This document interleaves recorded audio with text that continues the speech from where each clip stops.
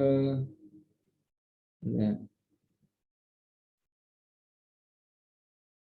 kalau gini kelihatan. Tes, kelihatan kalau ini. Halo. Presentasenya kelihatan, Pak. Cuma tadi itu mungkin kameranya itu yang ketutupan background maksudnya. Oh, ini ketutup background. Oh iya, sebentar. Ini karena saya cek ini sebentar. Saya stop dulu. Ketika saya share ini bermasalah enggak?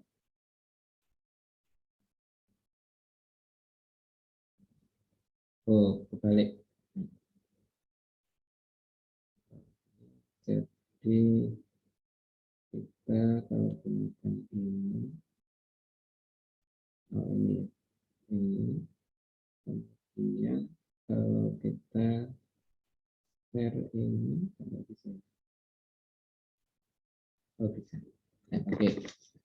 Ini bisa ya sekarang ya, nggak ketutup ya? Sudah, Pak. Oh ya. Kita kelihatan kurang jelas. Oke, ini. Nah, artinya di sini kalau nanti ada garis D itu X plus Y min 2 ini Y sama dengan 0, Y plus 2Z 0 ini G. Nah, kemudian ketika ini K. Nah, sebenarnya nanti kan ketika kita tuliskan garis N ya. Kalau garis N itu adalah perpotongan dari bidang X plus Y min 2 ditambah lambda kali Y plus 2Z. Ya, ini sama dengan 0, yang satu itu adalah X plus 2Z min 4 ditambah mu kali 2X plus Z plus 8. Ini 0. Nah, kalau misalkan yang kita buat itu ini, berarti kan sebenarnya kan kita menentukan arah ya, arah dari N. Kalau arah dari N itu kan koefisien X itu 1. Koefisien Y ini kan 1, ini lambda. Berarti kan 1 plus lambda. Koefisien Z ini enggak ada 0, di sini adalah 2 lambda. Berarti ini 2 lambda. Kemudian yang ini koefisien X ini 1, ini 2 mu. Berarti 1 plus 2 mu. Kemudian koefisien Y karena enggak ada berarti 0. Kemudian koefisien Z itu 2. Ini adalah mu. Berarti di sini 2 plus mu. Ini koefisiennya. Sehingga nanti ini 1 plus lambda, di sini 1 plus 2 mu 0. Nah, sehingga nanti A, kemudian B, ini C. Sehingga kan kalau kita tuliskan mungkin nanti kan bentuknya kalau ini kan menjadi A itu sama dengan yang kita tuliskan 1 plus lambda kali 2 plus mu. Karena ininya 0. B itu kalau kita dapatkan di sini 2 lambda kali 1 plus 2 mu ya, dikurangi ini 2 plus mu. Ya. Kemudian kalau C itu kan kita dapatkan 0 berarti min tinggal 1 plus mu 2 mu kalikan di sini adalah 1 plus lambda. Nah, ini ABC. Nah, kemudian ketika ada bentuk ini, bilangan arahnya berapa? Ini kan negatif 1. Kemudian di sini sama dengan X, sama dengan Y berarti 1. Kemudian 2. Nah, ketika bilangan arah itu sebanding, berarti nanti kan kita timbulkan. Oh, A per negatif 1 sama dengan B per 1 sama dengan C per 2. Sehingga nanti mestinya ketemu persamaan dalam mu dan lambda, maka diselesaikan dan dikembalikan itu nanti ketemu. Jadi itu mungkin untuk persoalan yang terkait dengan nomor 2, sehingga nanti saudara bisa menyelesaikan itu dengan baik. Nah, kemudian yang berikutnya di sini adalah ketika kita tadi bicara jarak ya. Mungkin tadi sudah kita gambarkan bahwa bagaimana kita melakukan menentukan jarak antara titik dan garis. Ya, ini mungkin kita lihat sebentar saja karena sudah ada di sini, cuma kita koreksi, mungkin tulisannya ada yang salah. Nah, jarak antara titik A ke garis G, nah ini kan bilangan arahnya adalah 2, -2, 1. Nah, ini betul. Kemudian yang kita lihat itu kan ketika titik A, ini kita set dulu.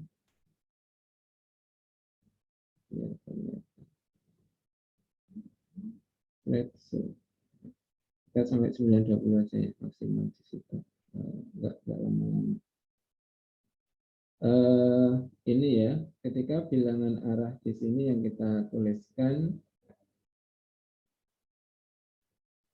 adalah ini betul. Kemudian pertama mesti buat bidang melalui A, ya, tegak lurus dengan G.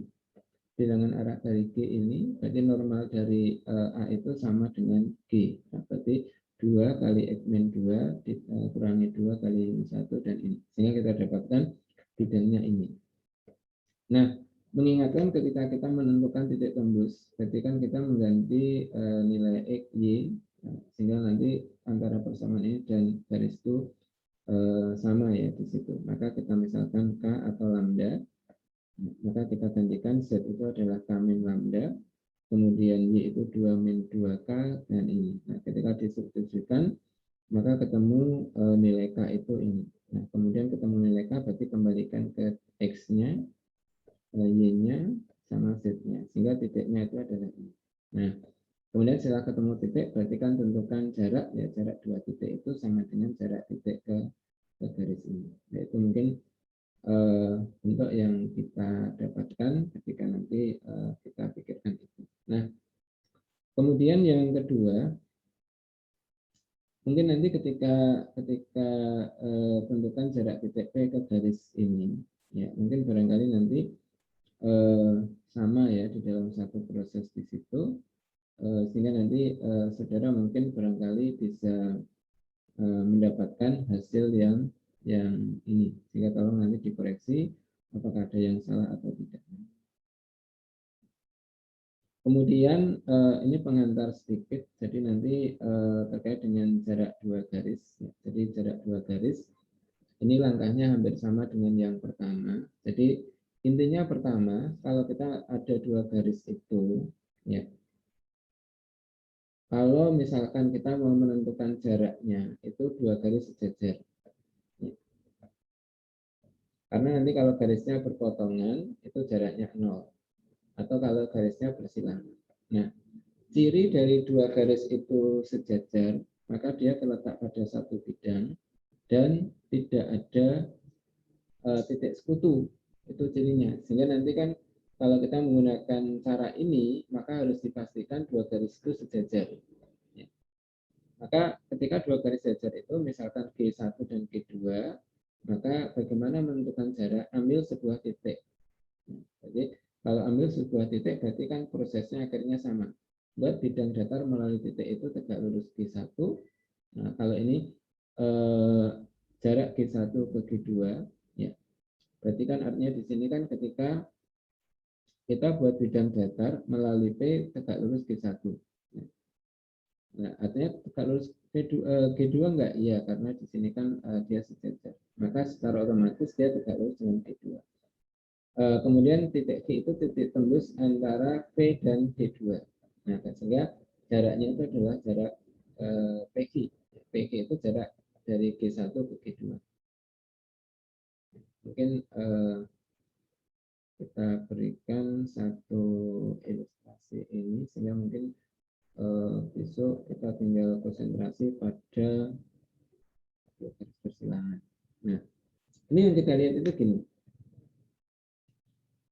Pertama tentukan jarak antara garis G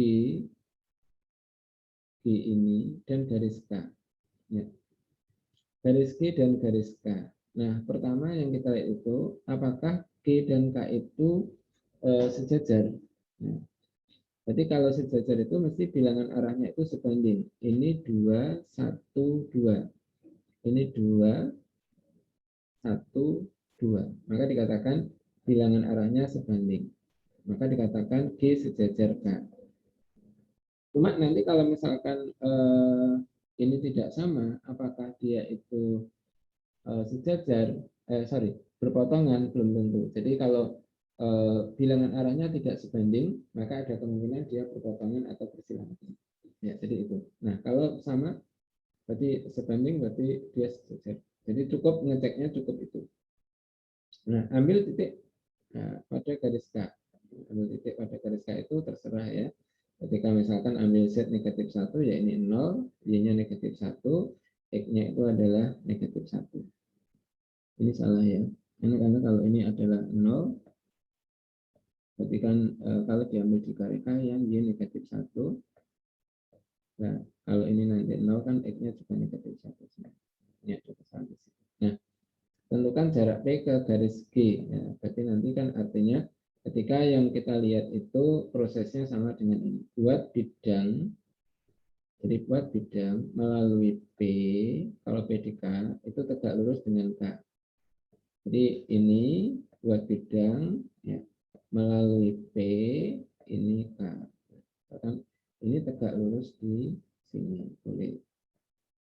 Nah, kemudian tentukan titik tembus garis G. Oh, tembusnya di sini. Maka jaraknya itu. Jadi prosesnya akan berulang seperti itu. Itu ya. Maka ini cukup mudah. Nah, bagaimana nanti ketika persoalannya adalah gini.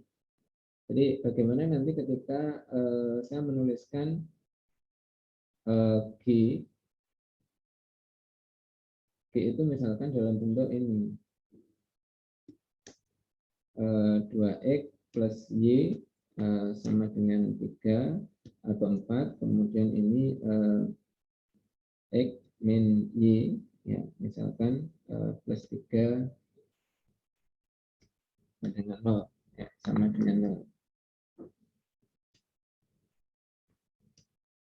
Ya, misalkan bagaimana ketika nanti bentuknya ini, ya artinya di sini kan hanya penulisan ini perpotongan dari dua buah bidang, ya maka sama ketika nanti ambil titik, ya ambil titik misalkan di sini, kalau ini misalkan tambah Z ya, file nanti kelihatan seperti itu.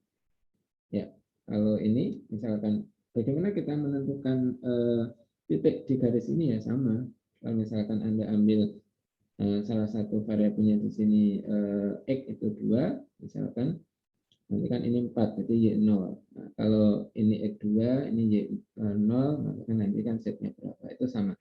Kemudian menentukan arahnya juga sama dengan tadi, sehingga ketika nanti di dalam penulisan itu bisa saja dituliskan dengan bentuk normal seperti ini, jadi bentuk umum, atau dituliskan dalam perpotongan dua buah bidang. Nah, kira-kira gitu, sehingga nanti bentuknya menjadi plot dan sama ya, jadi bisa dilakukan dengan itu.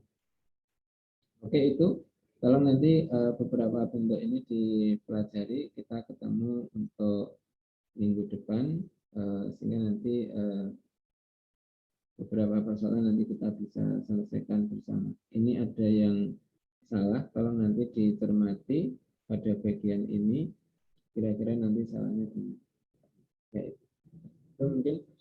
Apakah ada pertanyaan untuk hari ini?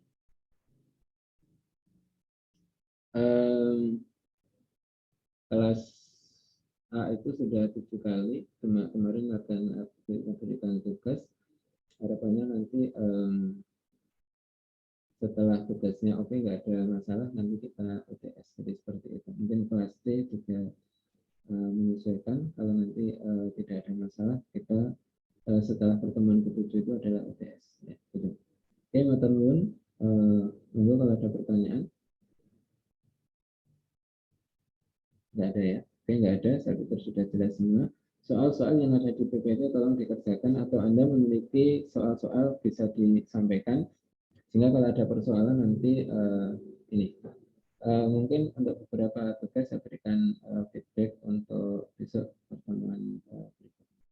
Oke, assalamualaikum.